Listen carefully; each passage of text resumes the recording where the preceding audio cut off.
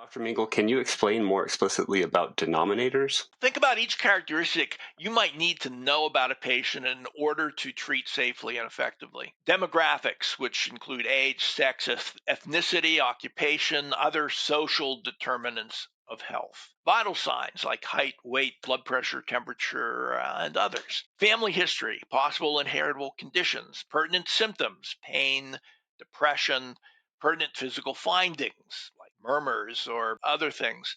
Active and past diagnoses and procedures, medications, allergies, immunizations, basically your standard EHR database and those data elements that exist.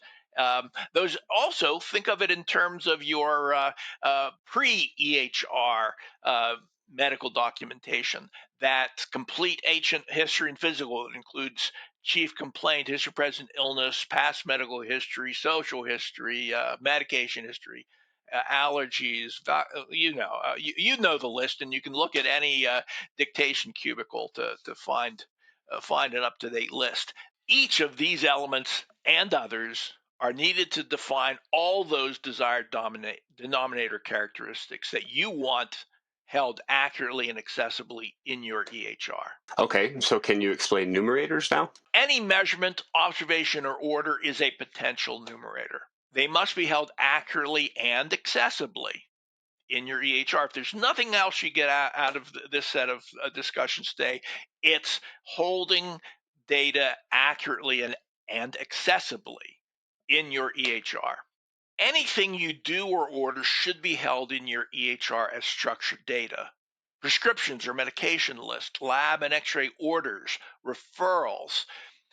If it's instructions you or your staff are providing to patients, it should be represented as an order so that you can recover it, identify that it has been done. Note that many things can be either elements of the denominator or elements of the numerator, depending on your needs. For instance, a prescription for hydrochlorothiazide, a common blood pressure medication, might be a numerator of the measure indicating appropriate action was taken on a patient with high blood pressure. But it can also be a denominator element in a measure looking for patients who should have their serum, sodium, and potassium routinely checked with their kidney functions. So again, if it's there as structured data, you can recover it either as a denominator element or as a numerator element. And as we get more deeply into the care of any specific patients, those things that are numerators for one measure are going to be denominators for others.